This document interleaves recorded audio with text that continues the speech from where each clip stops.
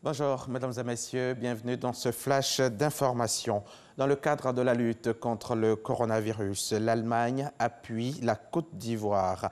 Le ministère fédéral allemand de la coopération économique et du développement offre au ministère de l'Éducation nationale des équipements informatiques et des kits sanitaires. C'était en présence de notre reporter Didier Nguessan, son témoignage tout à l'heure dans le 13h. L'Union européenne dispose de plus de 2 milliards d'euros qui subsistent d'une enveloppe baptisée « Instrument de soutien d'urgence ». Avec ces fonds, les Européens comptent entre autres pouvoir faire pièce aux États-Unis. Il s'agit de mettre eux aussi sur la table des investissements massifs pour aider les efforts de recherche et les capacités de production. Les États-Unis avaient quant à eux consacré 6 milliards de dollars au financement de la recherche sur les vaccins de coronavirus chez des laboratoires et des précommandes pour 2 milliards. Ce samedi 1er août démarre la semaine de la propreté 2020. Du 1er au 6 août prochain, Anne-Désirée Ouloto et son département vont sensibiliser les populations sur l'importance de l'hygiène, sur l'importance de la propreté de notre cadre de vie. Ils vont également les encourager à organiser des activités citoyennes et communautaires de propreté. Les précisions de Grace Kando. La Semaine nationale de la propriété, instrument de promotion de la salubrité, se veut un cadre stratégique de sensibilisation et d'éducation au changement de comportement.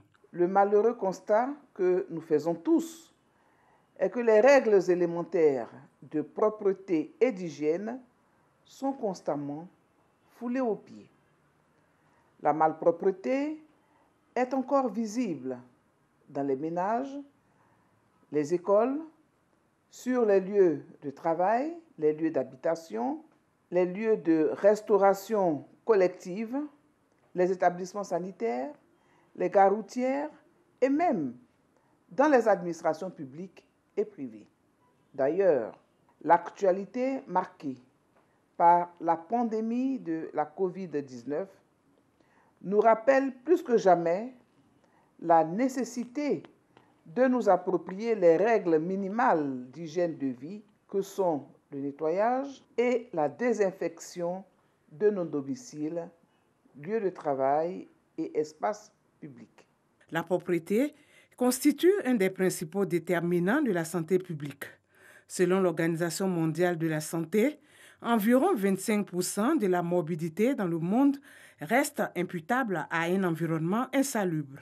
En cette période de crise sanitaire, chaque citoyen et chaque citoyenne doit contribuer à la préservation de la qualité du cadre de vie par des gestes quotidiens simples tels que le bon conditionnement des déchets dans des sacs poubelles, le nettoyage de nos lieux d'habitation et de travail, ainsi que des espaces publics. La ministre Anne-Désirée Ouloto rend hommage au Premier ministre Amadou Gon Coulibaly pour son leadership et son engagement qui ont permis à la Côte d'Ivoire d'être une référence en Afrique en matière de propriété et de gestion des ordures ménagères.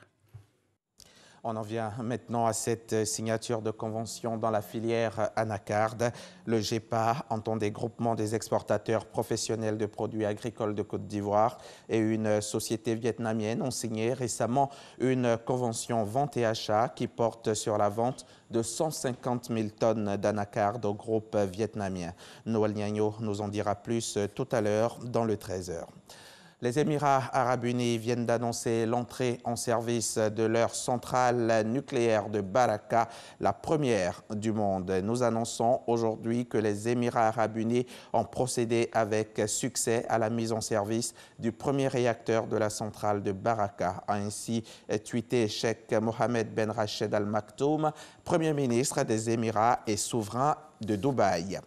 Le président Donald Trump a, lui, annoncé hier qu'il allait interdire aux États-Unis le réseau social TikTok, soupçonné par Washington de pouvoir être utilisé par le renseignement chinois. TikTok appartient au groupe chinois ByteDance. L'application compte près d'1 milliard d'utilisateurs dans le monde et est très populaire auprès d'un public jeune. TikTok faisait l'objet d'une enquête de CFIUS, l'agence américaine chargée de s'assurer que les investissements étrangers ne présentent pas de risque pour la sécurité nationale. Le réseau social est aussi contesté ailleurs qu'aux États-Unis. Il est ainsi banni depuis le 30 juin en Inde. Fin de ce flash, on se retrouve tout à l'heure à 13 h pour le grand journal.